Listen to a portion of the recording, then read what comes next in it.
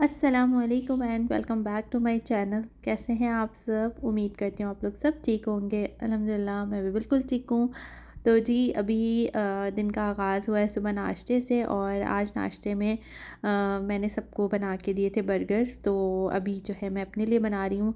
और आज सबने जिंगर खाया था, तो मेरे पास खैर ये रेडीमेड रखे हुए थे जिंगर पैटीज़, जो बस वो मैंने फ्राई करे। और आज मैंने भी सोचा बना लूँ, वरना समटाइम्स ये होता है कि मैं नहीं खाती हूँ नाश्ते वगैरह में बर्गर सिंगर वगैरह। ये बच्चे खा लेते हैं, हस्बैंड खा लेते हैं। तो बस अभी मैंने हल्का सा टोस्ट किया है बन को, और इसके ऊपर मैंने मेयोनीज़ लगाया और मस्टर्ड पेस्ट लगा रही हूँ। और इसके बाद मैं इसके ऊपर रखूँगी बर्गर पैटी, और इसके अंदर मैं थोड़े से आइसबर्ग्स रखूँगी। और ये बड़ा अच्छा सा है और काफ़ी क्रंची, अच्छा मज़ेदार सा जिंगर की जो आपको क्रेविंग हो रही हो, तो अच्छा लगा मुझे इस कंपनी का।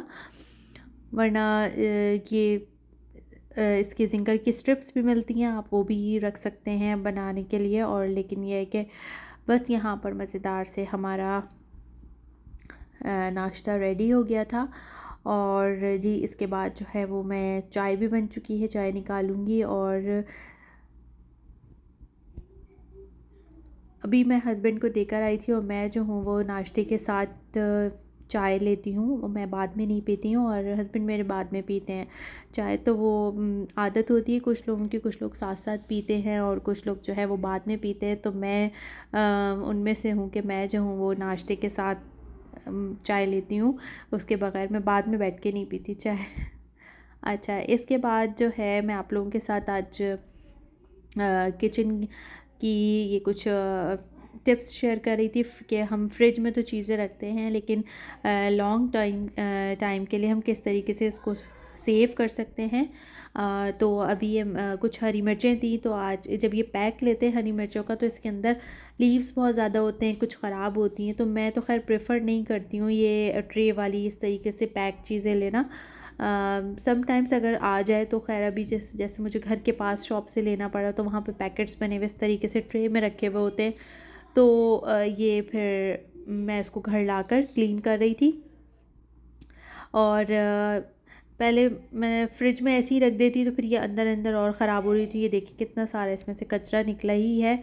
और ये मैं ग्रेप्स लाई थी, और ये ग्रेप्स भी जो है वो थोड़े से इतने ज़्यादा अच्छे वैसे थे नहीं, लेकिन और रखे रखे अजीब से हो गए, तो मैं इसमें से जो ख़राब हो गए वो फेंक रही हूँ। और आज ये मेरी बेटी ही सबसे ज़्यादा शौक़ से खाती हैं, तो मैं उसको आज ही बोलूँगी कि ये खा के इसको फिनिश करे।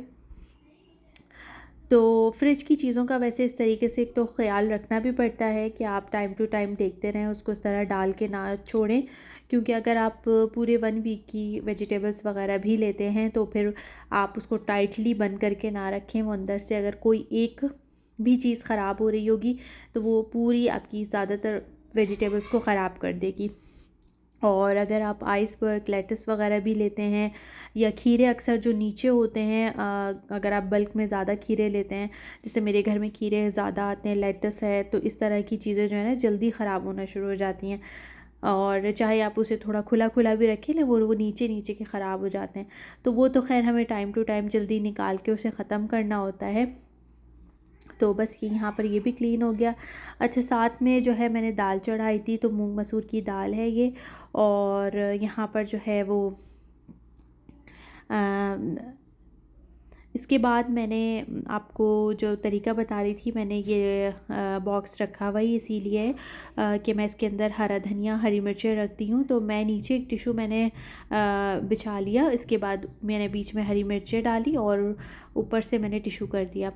तो ये तरीका ऐसा है कि आपने 15 दिन भी, मैं कम ही कह रही हूँ, 20 दिन तक तो बिल्कुल ही आपको कुछ भी नहीं इसमें ख़राब मिलेगा, बिल्कुल सही रहती हैं इस टिशू से। और यहाँ पर जो है थोड़ा सा हरा धनिया था, थोड़ा सा मैं क्लीन कर रही हूँ, ज़्यादा बचा हुआ भी नहीं था। और हरा धनिया भी मैं यही करती हूँ कि एक तो मैं पेपर नीचे स्प्रेड कर देती हूँ बिल्कुल, और फिर एक में जो है ना मैं इस तरीके से फ़ोल्ड करके रखती हूँ। आप चाहे हरा धनिया भी इसी तरह रख सकते हैं जिस तरीके से मैंने अभी हरी मिर्चें रखी हैं। और नीचे आप एक टिश्यू बिछा लें और ऊपर जो है बीच में हरा धनिया रखें और ऊपर से एक और टिश्यू कवर कर दें। अच्छा, यहाँ पर जो है मेरे पास ये गार्लिक था, लहसुन, तो ये इस बैग में आता है। तो ये बैग जो है मेरे मुझे आइडिया है कि जब हम पुलाव वगैरह बना रहे होते हैं या कुछ इस तरीके का गरम मसाला हमें डालना हो या धनिया सौंफ डालना हो, तो हमारे पास समटाइम्स, अक्सर बल्कि मेरे पास नहीं होता है यहाँ पर कि कोई कपड़ा वगैरह हो जो हम उसकी पोटली वगैरह बनाकर वो डालें। तो मैं तो डायरेक्ट डाल देती हूँ, बाद में छानती हूँ। और मेरे पास एक स्टील वाला स्ट्रेनर भी था, वो भी ख़राब हो गया था। तो फिर मैंने अभी क्या किया कि ये मेरे दिमाग में आया आइडिया कि चलो मैं ये काम आ सकता है। और ये डिफरेंट मैंने देखा कि लोग पर्पस के लिए यूज़ कर रहे होते हैं इस जाली को जिसमें ये आती है।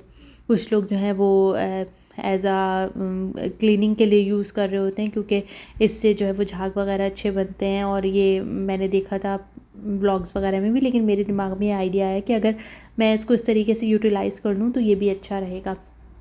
खैर, अब दाल बघाड़ने की बारी आ गई थी, तो फिर मैंने थोड़ा सा जो है ना वो जो प्याज वगैरह की बास्केट होती है, ये सारा वो भी कचरा उसमें से साफ़ कर लिया था। प्याज भी ख़त्म हो रही थी, वो भी लेनी है।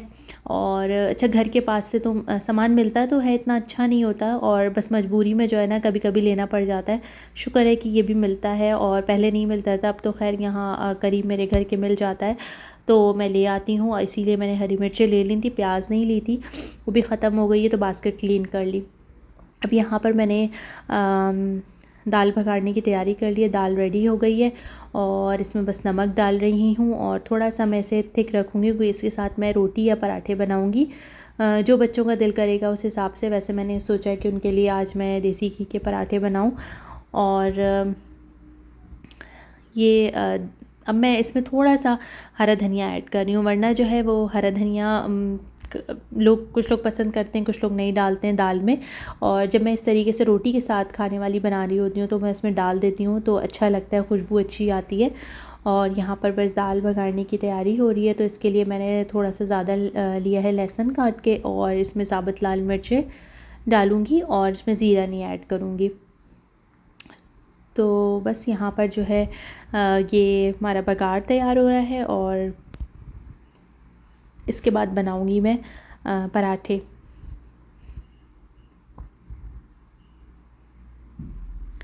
साथ के साथ जो है बर्तन भी धुल गए हैं, अभी जो सारे काम करें वो बास्केट्स वगैरह सब धो लिए हैं, वरना जो है अभी खाने के बाद फिर दोबारा बर्तन हो जाएंगे। बर्तनों में तो इतनी ज़्यादा बरकत होती है। बच्चे स्कूल से आ गए तो उनके मैंने लंच बॉक्स भी धो लिए, तो बर्तन तो ख़त्म होते ही नहीं है। अभी शाम को मैं जब इसको ड्राई हो जाएंगे, जब रखूँगी, तो फिर दोबारा से वो चाय के बर्तन हो जाएंगे, तो फिर खाने के बर्तन हो जाएंगे। बर्तन हर वक्त किचन में रहते ही रहते हैं, सिंक में, तो समझ नहीं आता बस इन बर्तनों का क्या करें। तो जी, अब आ गई थी बारी पराठे बनाने की, तो मैं बना रही हूँ आज देसी घी में पराठे। अच्छा, यहाँ पर मैंने 2-3 देसी घी ट्राई करे हैं, लेकिन उसकी बहुत ज़्यादा स्ट्रॉन्ग स्मेल होती है, हम लोगों से नहीं खाए जाते। और अब मैंने जो ये वाला लिया था, ये मैंने देसी शॉप से लिया था, कि मुझे नहीं पता ये पांडा, लूलू, कार्फोर वगैरह में अवेलेबल है कि नहीं है। तो मुझे उस शॉप ने, जहाँ से मैं आप लोगों को दिखा चुकी हूँ कि आटा वगैरह लेती हूँ, जो चक्की की शॉप है, तो उन्होंने मुझे बताया कि ये बहुत अच्छा है, बहुत चलता है, लोग लेते हैं। मैंने उनसे पूछा इसमें स्मेल तो ज़्यादा नहीं है, कि लेकिन नहीं, वो देसी घी की अपनी खुशबू होती है। अच्छा, हम लोगों को वो स्मेल लगती है, लेकिन वो ऐसे जो स्मेल नहीं है, वो खुशबू होती है जो लोग पसंद करते हैं देसी घी की, लेकिन हम लोग शायद यूज़ टू नहीं है, हम लोगों से नहीं खाई जाती। तो इसकी बहुत माइनर सी, लाइट सी है। हाँ, फील तो होता है कि ये देसी घी है, लेकिन जो है ना इतनी ज़्यादा स्ट्रॉन्ग स्मेल नहीं है। तो मैंने जो है ना ये, वरना फिर मैं इन लोगों को, बच्चों को प्लेन रोटी बना के उस पर मक्खन लगा के भी दे देती हूँ। तो खैर, अभी बच्चों ने आराम से अल्हम्दुलिल्लाह खा लिया, तो ये वाली कंपनी का अच्छा लगा घी। अब शाम को जो है वो मैं अपनी बेटी को तैयारी करवा रही थी। उनका जो है वो क्लास में कंपटीशन था, तो सब बच्चों को कोई ना कोई उर्दू की एक नज़म याद करनी थी। और मेरी बेटी के स्कूल में हर चॉइस है एक उर्दू की, कि अगर आप लेना चाहें तो फिर आप पार्टिसिपेट कर सकते हैं, वरना सारे बच्चों के लिए ज़रूरी नहीं था। तो अब इनको शौक़ हो रहा था, तो मैंने इनको उर्दू की जो है वो पोएम की प्रैक्टिस करवा दी थी। तो थोड़ा सा जो है ना बड़ी मुश्किल से ये एक ही रात का टाइम था, क्योंकि ये सिलेक्ट हो गई थी, इन्होंने टीचर के पास नाम लिखवा दिया था। सिलेक्शन तो खैर कल है, लेकिन नाम ये लिखवा कर आ गई थी अपना कि टीचर मैं भी आपको सुनाऊंगी। तो बस मैं इनको ये बुलबुल का बच्चा जो है वो लर्न करवा रही थी इलेक्शंस के साथ।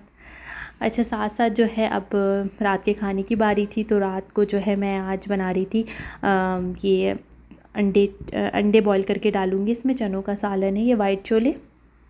तो मसाला मैंने सिंपल इसमें भून लिया था। इसमें मैंने प्याज ली थी ग्राइंड की हुई, इसमें जिंजर गार्लिक पेस्ट डाला था, नमक, लाल मिर्च, हल्दी, धनिया पाउडर डाल के थोड़े से घर के मसाले डाल के, और 1 टेबल स्पून के करीब समझ लें मैंने ये मसाला डाला था।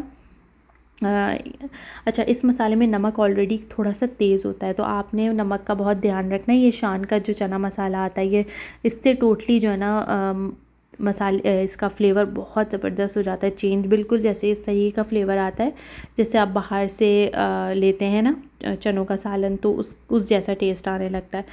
तो खैर मैं पूरा इसकी रेसिपी से नहीं बनाती हूँ, क्योंकि बहुत स्ट्रॉन्ग फ्लेवर इसका भी होता है पैकेट का।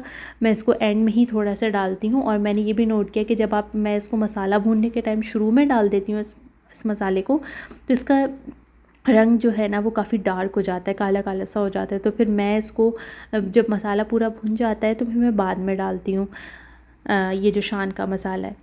तो बस वहाँ पे मैंने हल्की आंच पे पकने के लिए रख दिया था इस चने के सालन को, और मैंने अंडे भी बॉईल कर लिए थे।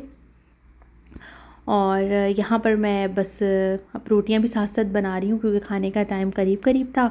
और मैं फिर आप लोगों को अभी इसके साथ जो है ना वो उसकी फ़ाइनल लुक मैं भी आपको दिखाती हूँ कि ये कैसा बना था।